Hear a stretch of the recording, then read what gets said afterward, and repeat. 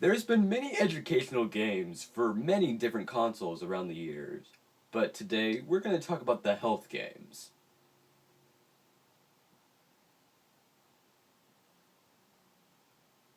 Insert the intro.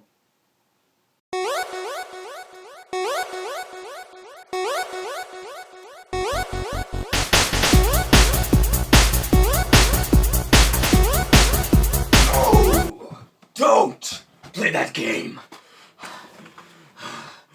Don't play that game. There's gonna be some terrible things that happen to you. Your voice is gonna be scratched up like this, like you have like a smoker voice.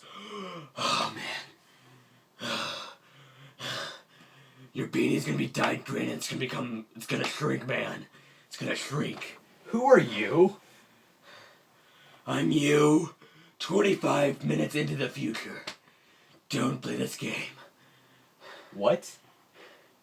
I'm you. You are me. No, not getting What? it. What? What don't you get about that? Like, I'm you, 25 minutes into the future. Like, you are me, but I'm the future version of you. I'm older by you from, like, 25 minutes. Okay. Okay, whatever. Anyways, don't play that game. Your life is gonna become a mess, but instead, play the Sly Cooper game, okay? You're welcome. I must go now.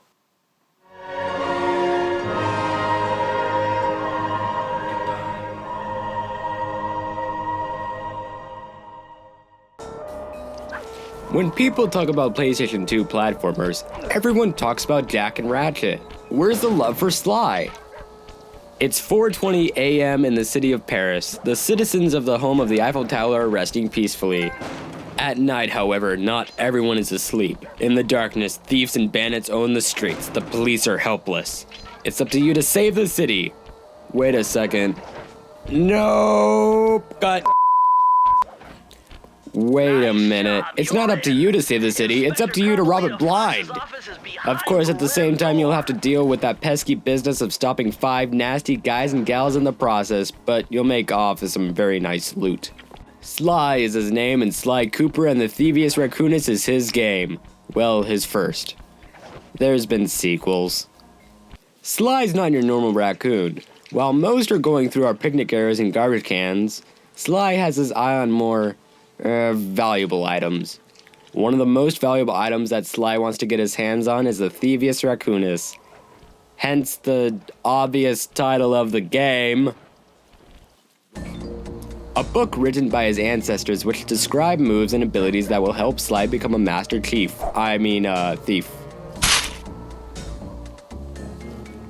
Now, most parents wouldn't want their son to grow up to be a master thief, but Sly's parents don't object to it because they're dead.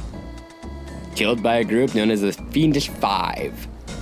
This motley crew separated after they killed every last Cooper, taking chunks of the Thievius Raccoonus for themselves and utilizing it to steal all over the world. And then take over the world. Of course! Okay, maybe not that last part. It's up to Sly to reclaim his rightful own and also seek revenge on the Fiendish Five. And fortunately, he's not alone. While his family may be gone, he's met some good friends by the name of Bentley and Murray. Bentley's not your average turtle. He's the brains behind all of Sly's operations. And Murray, he's just a hippo. Did I mention he's pink?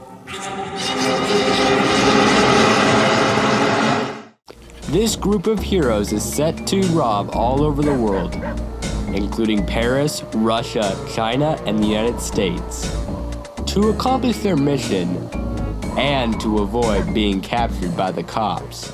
Thankfully, Sly has quite a few tricks up his sleeve to assist him in his attempt to reclaim his book.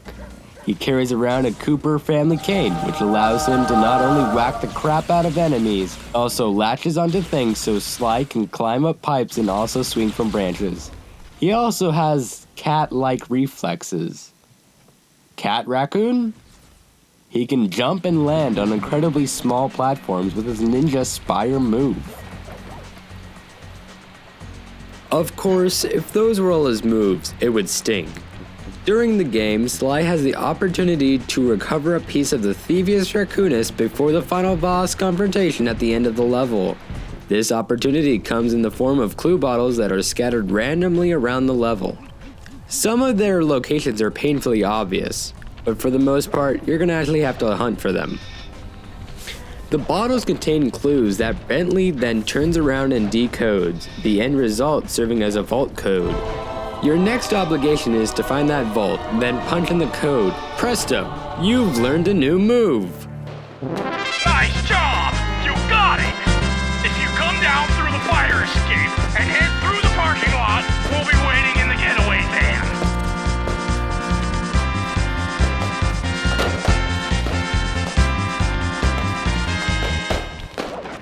If you aren't into randomly hunting around, you don't really need to. You can complete Sly Cooper without ever touching any of the clue bottles.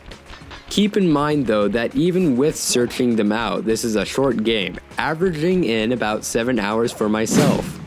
With only 5 main enemies, you only travel to 5 different areas. They are pretty big areas, divided up into 7 stages plus a final boss battle.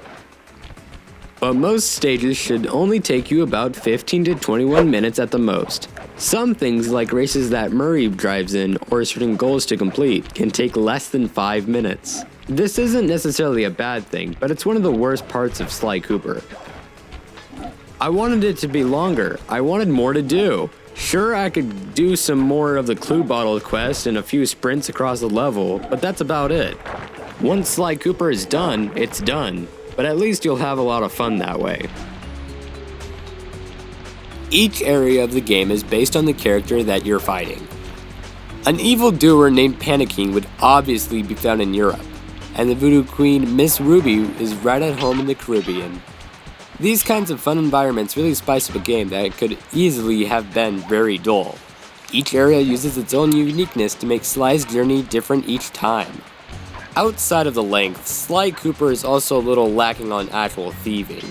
Sure, you're off to steal the book back, but you never steal anything else. There's no pickpocketing, no stealing paintings or anything like that. Just smash away at things with your cane to collect coins. The coins sure are handy. Collecting 100 of them earns you a horseshoe, which allows you to take an extra hit.